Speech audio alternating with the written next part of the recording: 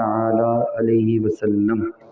الحمدللہ، اللہ رب العالمین کے فضل و کرم سے آج کی تراویح میں 11ویں پارے کے نصف تک تلاوت کی گئی ہے، اور آج جو ہم نے تلاوت کی ہے اس میں 10ویں پارے کی سورۃ الانفال کی آیت نمبر 65 میں اللہ رب العالمین نے ارشاد فرمایا، یا ایھا النبی حرض المؤمنین علی القتال، اے غیب بتانے والے مومنوں کو جہاد پر ابھاریں۔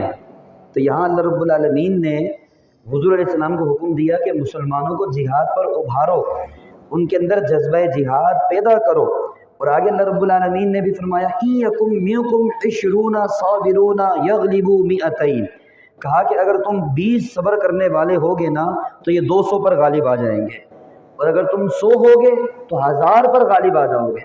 پھر اس کے بعد اللہ رب العالمین نے، یہ وہ مسلمان تھے جو اول دور کے مسلمان تھے، جن کے ایمان اور جن کا توکل بڑا مضبوط تھا، تو ان کے لیے اللہ رب العالمین نے کیا قانون بنایا کہ اگر وہ مسلمان 20 ہوں گے نا تو وہ 200 پر غالب آ جائیں گے، اور اگر 100 ہوں گے تو 1000 پر غالب آ جائیں گے۔ اور یہ نظارے ہم نے دیکھے بھی، یعنی کتابوں کے اندر جب ہم پڑھتے ہیں نا جنگوں کے معاملات، صحابہ کرام کے جنگوں کے معاملات، کہ گنتی کے صحابہ گئے اور ہزاروں کی تعداد کا لشکر تھا، اس کو شکست دے کر آ گئے۔ اس طرح کے معاملات کی تاریخ کی کتابوں میں، احادیث کی کتابوں میں یہ موجود ہے۔ پھر اس کے بعد اللہ رب العالمین نے فرمایا الآن خفف اللہ عنکم وعلم ان فیکم ضعفا، اللہ نے فرمایا کہ اب جو ہے اللہ نے تم سے تخفیف کر دی ہے کیونکہ تم میں کچھ کمزوری آ گئی ہے۔ اب کیا حکم ہے؟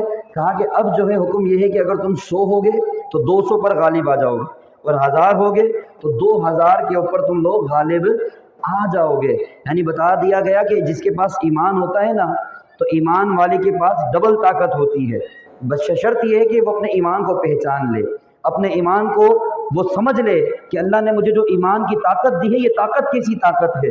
تو اس لیے یہاں پر اللہ رب العالمین نے جہاد پر ابھارنے کا حکم دیا، لیکن افسوس کہ آج کئی علماء بھی وہ جہاد کے اوپر بات نہیں کرتے۔ اور کیوں نہیں کرتے؟ اس کی ایک وجہ یہ بھی ہوتی ہے کہ جب جہاد پر بات کی جاتی ہے نا تو پھر بہت سارے لوگوں کو ٹینشن شروع ہو جاتی ہے، ایسے بھی معاملات ہوتے ہیں، مسلمان کہلانے والے ان کو بھی ٹینشن شروع ہو جاتی ہے کہ یار یہ امام صاحب نے کیسی باتیں کرنا شروع کر دی، جہاد کی باتیں کرنا شروع کر دی۔ حالانکہ یہاں پر اللہ رب العالمین نے واضح طور پر سورہ انفال کی آیت نمبر 65 میں حکم دیا ہے، اے غیب بتانے والے نبی مسلمانوں کو ابھارو، جہاد پر ابھارو، تو یہ حکم ہے۔ تو اس لیے ہمیں اپنے اندر جذبہ جہاد پیدا کرنا ہے۔ اللہ کرے کہ ایسے حکمران آ جائیں کہ جو جہاد کو دوبارہ جاری کر دیں۔ جب جہاد دوبارہ جاری ہو جائے گا نا پھر انشاءاللہ ایک دن چھوڑ کر ایک دن ہمیں فتح کی خوشخبری مل رہی ہوگی، ایک دن ہمیں کشمیر کے فتح ہونے کی خوشخبری مل جائے گی، دوسرے دن ہمیں فلسطین کے فتح ہونے کی خوشخبری مل جائے گی، تیسرے دن شام کے فتح ہونے کی خوشخبری مل جائے گی۔ شرط یہ ہے کہ مسلمان جہاد کا جذبہ پیدا کر لیں۔ وہ جذبہ جب پیدا ہو جائے گا، اور یہ ذہن رکھیں کہ کبھی ایسا موقع آ گیا، اللہ رب العالمین نے ہم پر کرم کیا، ایسے حکمران، ایسی افواج آ گئی کہ جس نے پکارا کہ چلو آؤ جہاد کے لیے، تو پھر انشاءاللہ ہمارے اندر جذبہ جہاد ہوگا نا، پھر اپنی جان کی پرواہ نہیں کریں گے، دین کی خاطر اپنا سب کچھ قربان کرنے کے لیے تیار ہو جائیں گے۔ تو یہ جذبہ مسلمانوں میں ہونا چاہیے۔ پھر اس کے بعد اللہ رب العالمین نے اس سے ایک آیت پہلے ایک آیت نازل فرمائی، سورہ انفال کی آیت نمبر 64 میں اللہ رب العالمین نے فرمایا یا ایھا النبی حسبک اللہ ومن اتبعک من المؤمنین، اے غیب بتانے والے نبی تمہیں اللہ بھی کافی ہے اور وہ جو جنہوں نے مومنوں میں سے تمہاری پیروی کی ہے وہ بھی تمہیں کافی ہے۔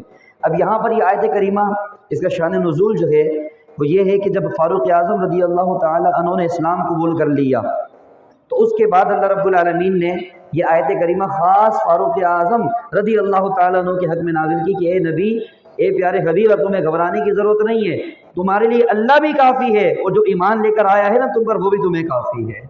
تو یہاں پر ایک اور مسئلہ ہمارا حل ہو گیا۔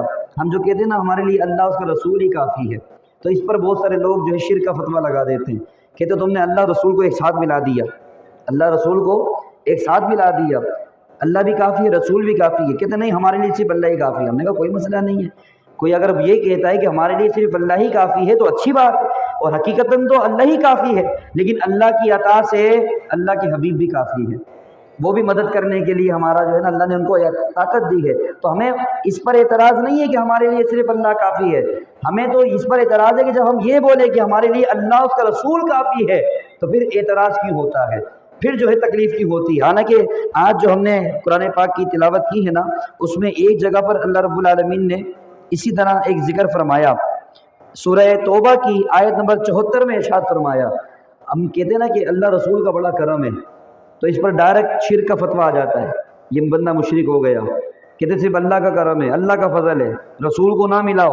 ہم نے کہا ہم نے تھوڑی ملایا ہے. قرآن پڑھ کر دیکھو, اللہ رب العالمین نے سورہ توبہ کی آیت نمبر 74 میں ارشاد فرمایا وما نقموا الا ان اغناهم اللہ ورسولہ من فضلہ.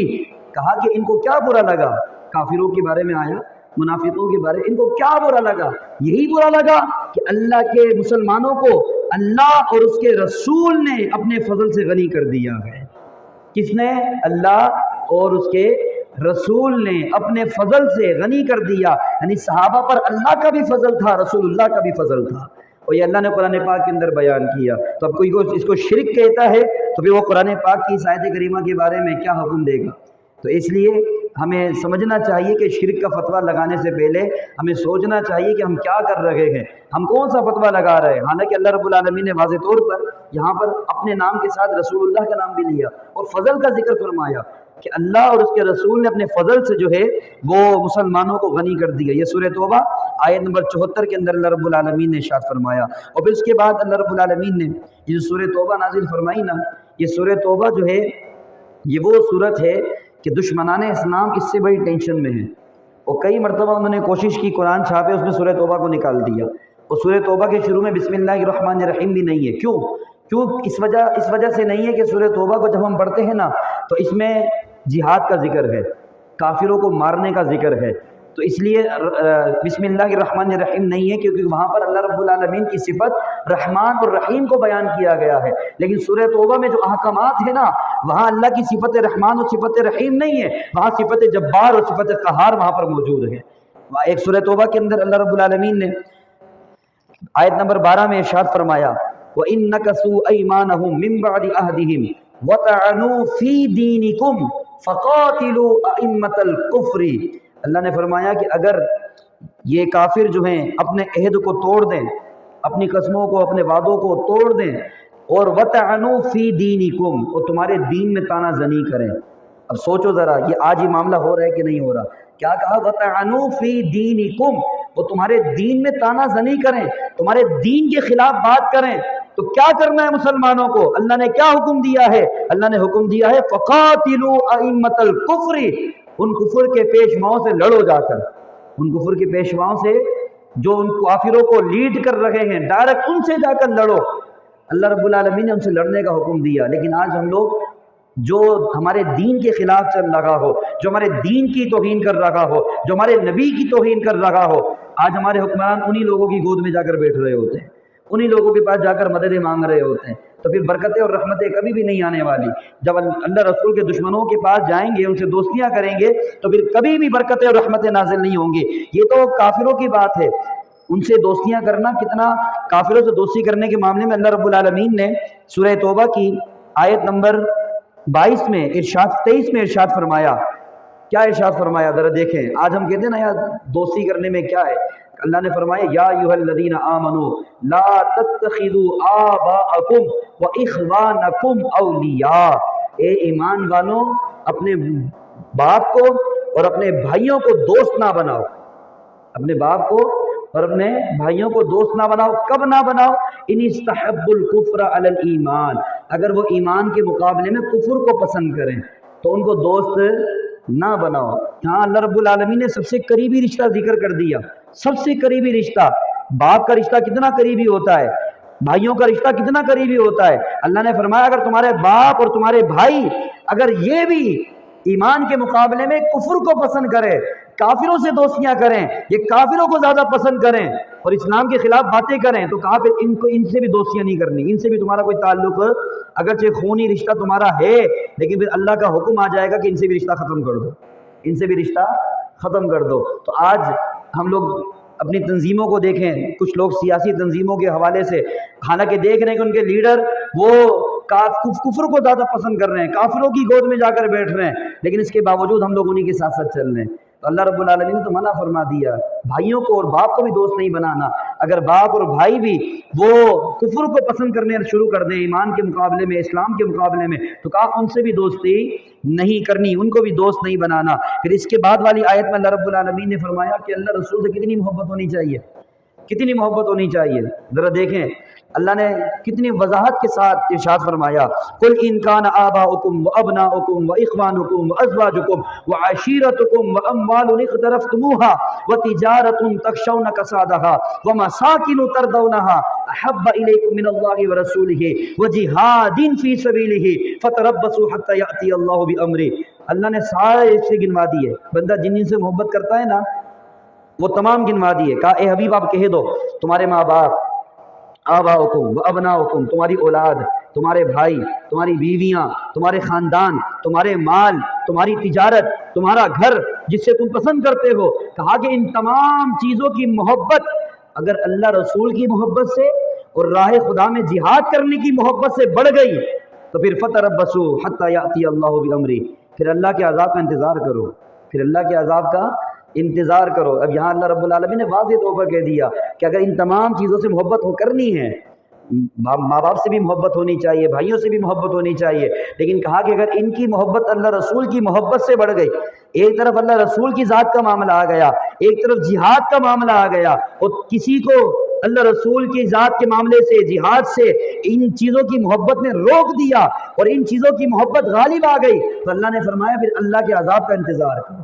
پھر اللہ کے عذاب کا انتظار کرو۔ آج دیکھیں نا ہم اللہ رسول کے دشمنوں سے بھی دوستیاں کر رہے ہوتے ہیں، قادیانیوں سے ہماری دوستیاں ہوتی ہیں، ان سے کاروبار چل رہا ہوتا ہے، حالانکہ وہ تو ہیں ہی پکے گستاخ، اللہ رسول کے دشمن ہیں، لیکن پھر بھی ہم ان سے دوستیاں کر رہے ہوتے ہیں۔ کیوں؟ ہمیں کاروبار سے محبت ہے، مال سے محبت ہے، تو اس کا مطلب مال کی محبت غالب آ رہی ہے ہمارے اوپر، اللہ رسول کی محبت کے مقابلے میں مال کی محبت غالب آ رہی ہے۔ اگر کوئی دین کا دشمن ہے تو پھر اس سے ہمیں کسی قسم کا کوئی تعلق نہیں رکھنا، اگرچہ اس سے ہمیں بڑا فائدہ ہو رہا ہو، اس سے ہمیں بڑا پیسہ مل لگا ہو، اس سے کاروبار کرنے میں بڑا نفع مل لگا ہو، لیکن ہو وہ اللہ رسول کا دشمن، تو پھر ہمارے لیے فرض یہ ہے، لازم یہ ہے کہ ہم اس چیز کو ختم کر دیں، اپنی مال کی محبت کو نیچے لے کر آ جائیں، اللہ رسول کی محبت کو آگے لے کر آ جائیں۔